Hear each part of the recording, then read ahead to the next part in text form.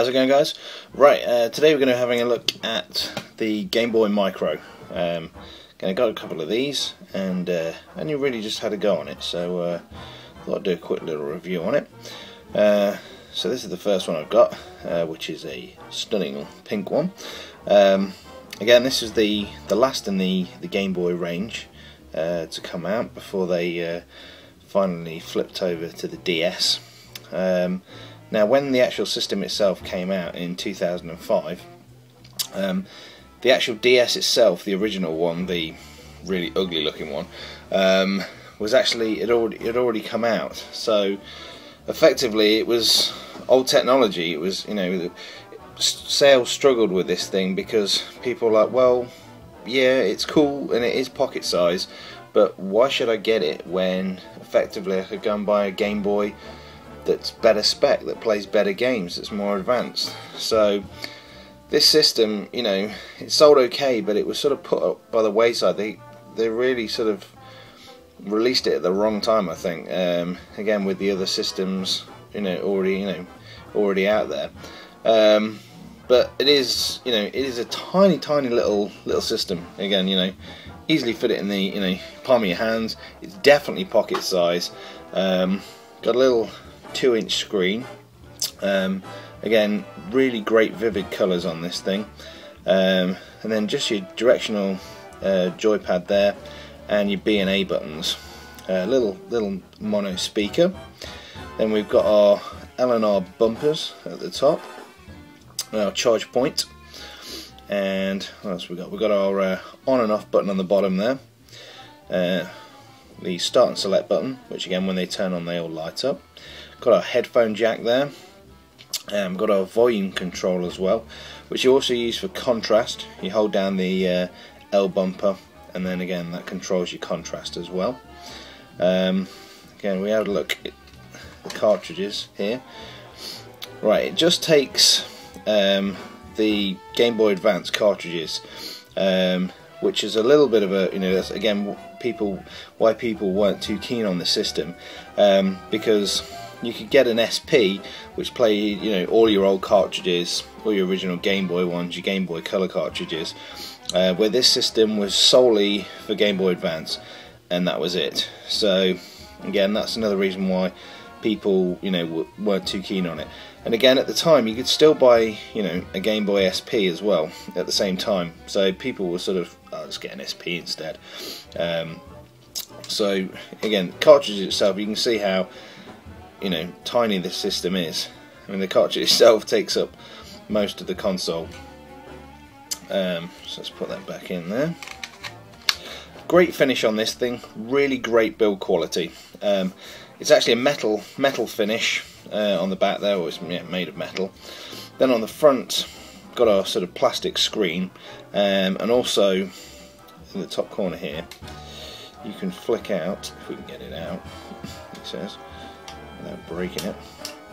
They also made the front covers of the Game Boy interchangeable, so you could basically take another cover and then just slip those on top there to sort of make it more personal.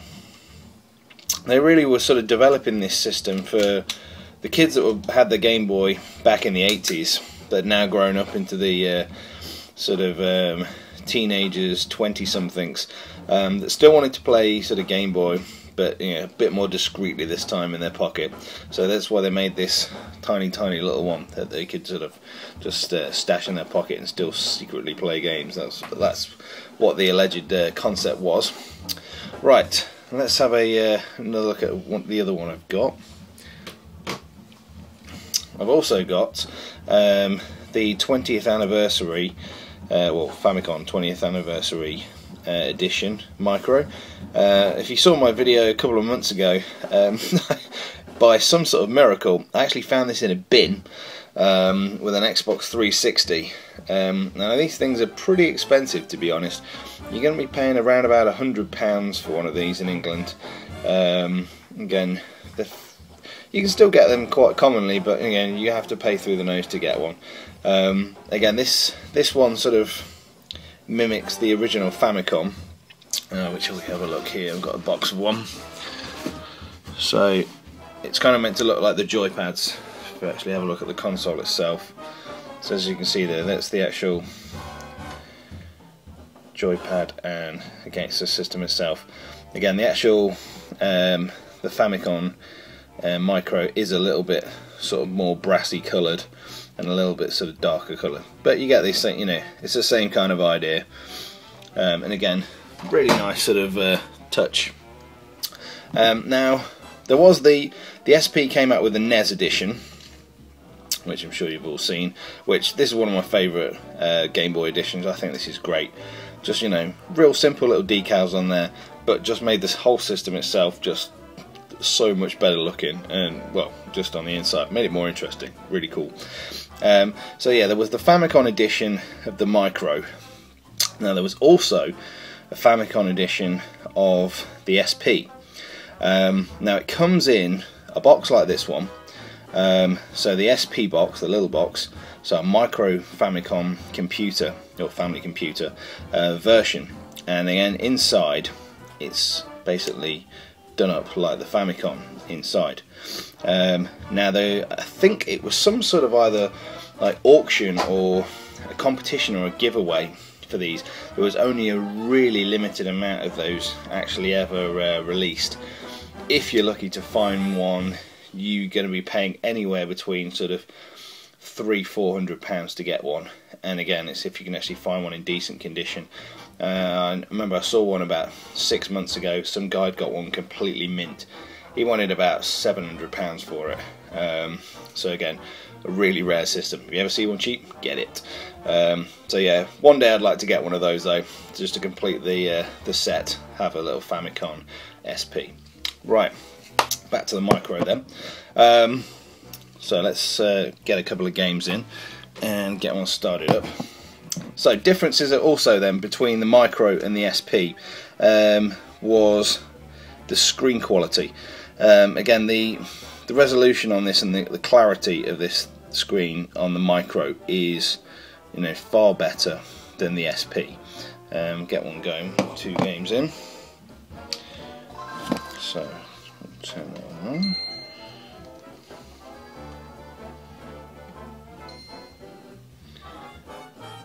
Again, you can change all the so that the brightness on both systems. But as you can see, the actual Micro system itself. Let's just turn the volume down about that. Which one it is? This one. Sorry, stupid monkey ball. So as you can see, just the screen itself, a lot brighter, just a lot clearer definition.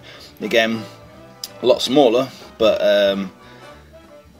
again, just a bit more, bit clearer. Now, after this Micro was released, they actually did release one other version of the SP in England. It was kind of like a sort of a blue coloured SP, and they did actually change the screen to sort of the same sort of clarity as the Micro. So again, a brighter screen, sharper finish on the actual end product. Don't actually have one of those to show you, I'm afraid, though. Right, so have a quick look at this. Again, so we've got on the bottom there our start and select buttons. So if we start this up, so